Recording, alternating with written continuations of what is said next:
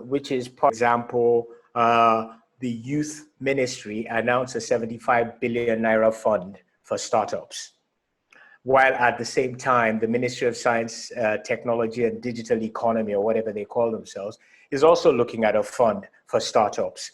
Oh, and by the way, CBN for the last 2 years has been giving funds to startups.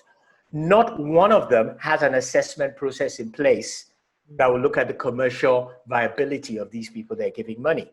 Right. Which was my beef with them is, okay, you're throwing money away. Why are you wasting my tax money this way? Oh, we're trying to help the youth and everybody. I said, no, you're doing PR.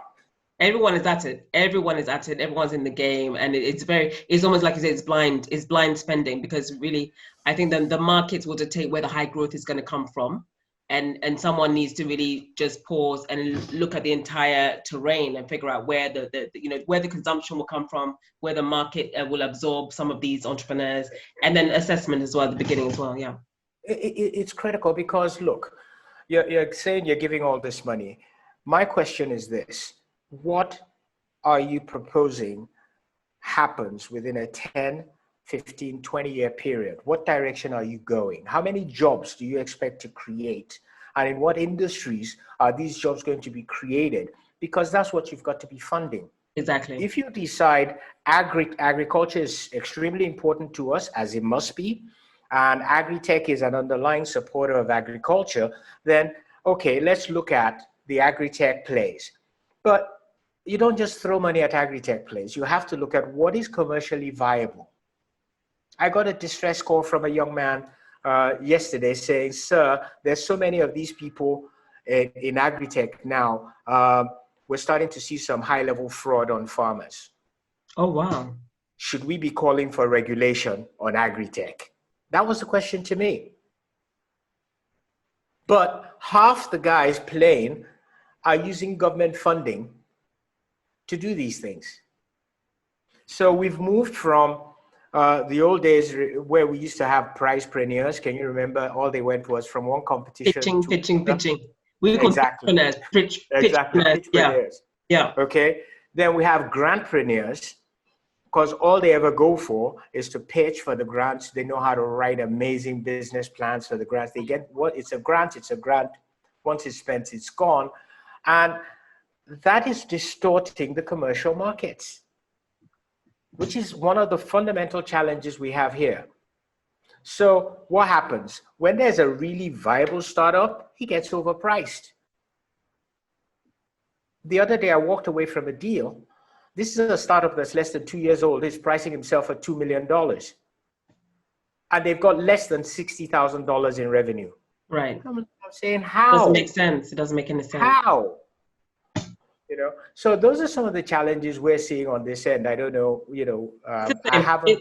I'm just starting to focus on Ghana because I'm starting some work with the Ghana Angels, the Accra Angel Network. Oh yes, I know them very well. Yeah.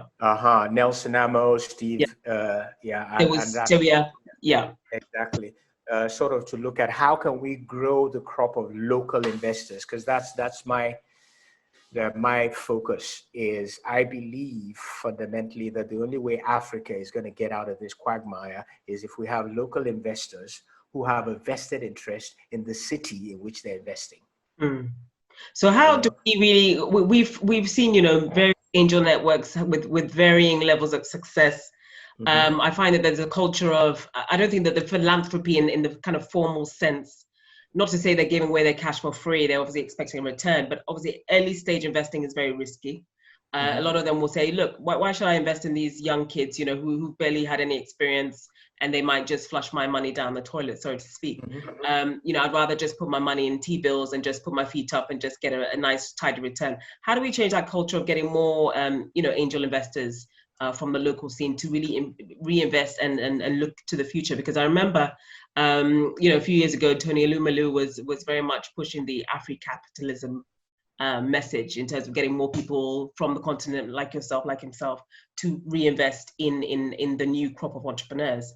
But we've not seen it really take off in terms of local engagement to put into sustainable high growth potential businesses or entrepreneurs. So what's your take on changing that kind of culture, encouraging more people to get involved? Well, when we started in 2015, there were 5 angel networks in 5 countries in Africa. In the last 5 years, I have personally been involved as president of the Africa Business Angel Network, and we now have 50 angel networks in 33 African countries that are currently investing. I'm not talking of those like Gain that have died. Right. I'm talking of those like the Dakar Angel Network, run by Mariam Diop. I'm talking of the Gambia Business Angel Network. I'm talking of the Angels for Africa out of Morocco. I'm talking of Cairo Angels, Lagos Angels. Even in COVID, we've done 4 deals. Right. I'm talking of Southeast Angel Networks. I'm talking of women-only angel networks like I was going to say Zebra. I have a lady angel network in Ghana too. Yeah, it's called Dazzle, which is a group of zebras. Dazzle in Cape Town, Rising Tide here in Nigeria. There's Victoria Business Angels in Nairobi. There's the Rwanda Angel Network in Kigali. There's the Tanzanian Angel Network, and it goes on. Even in Ethiopia, okay, we have the Addis Ababa Angels. So the story or the pitch I make is very simple, and that's what I was saying to you earlier. First of all, if you don't love Accra, you can't be a business angel. It's just that simple.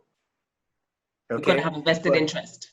Exactly. But if you love Accra, okay, and you want Accra to prosper for your children and the generations to come, to make that happen.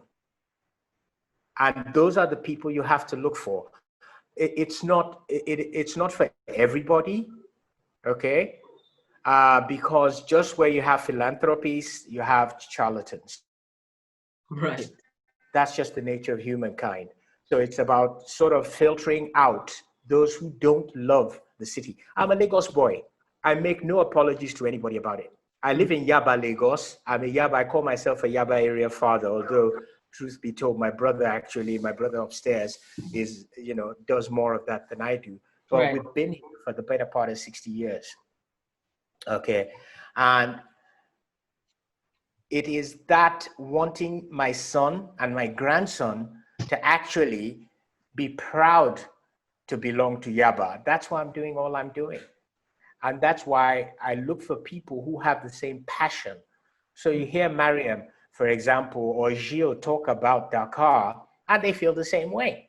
And it's the same thing. I talked to Stephen Gugu about Nairobi. He feels the same way. Right. So what are your thoughts on corporate sponsored innovation programs and entrepreneurship programs?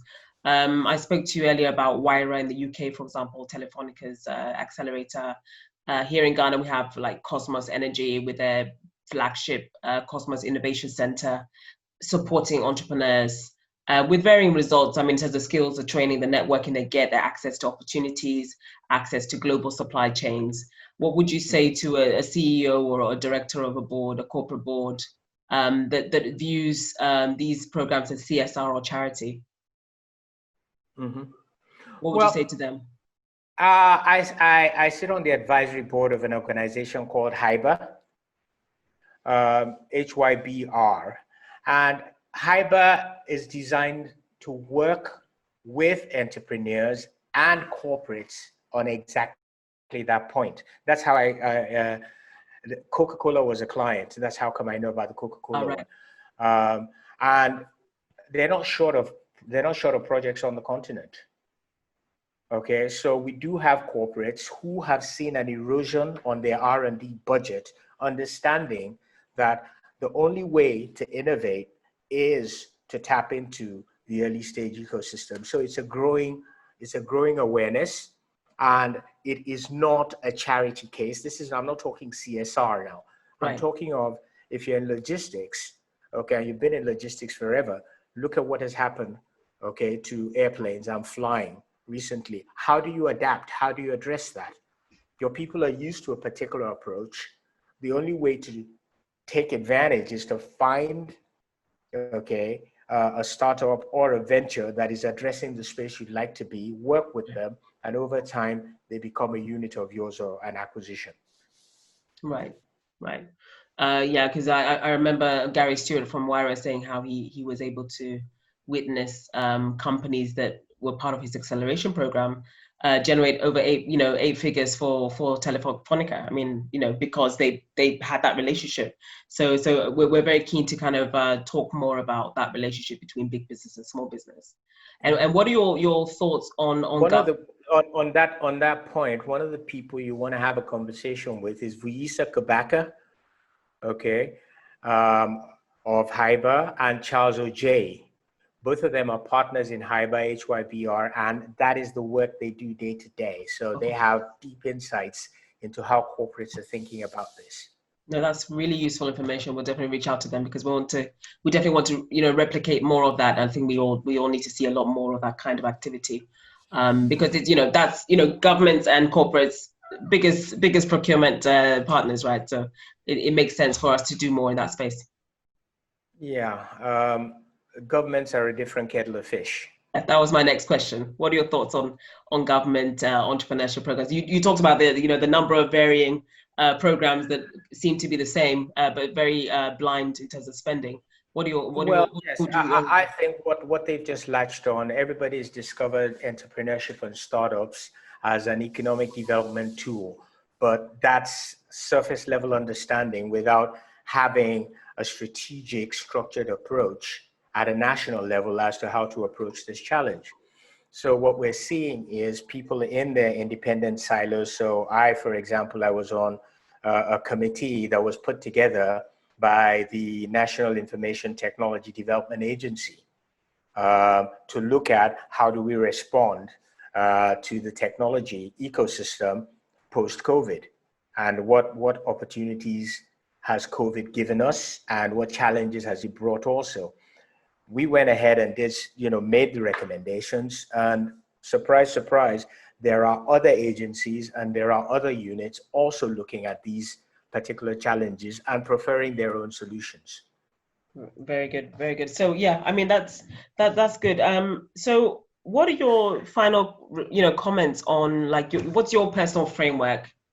Maybe if you had a 3-point framework, what would your 3-point framework look like to really enhance the quality of our SMEs?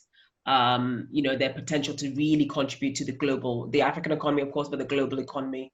What would give us your 3-step plan? Unfortunately, it's a 5-step.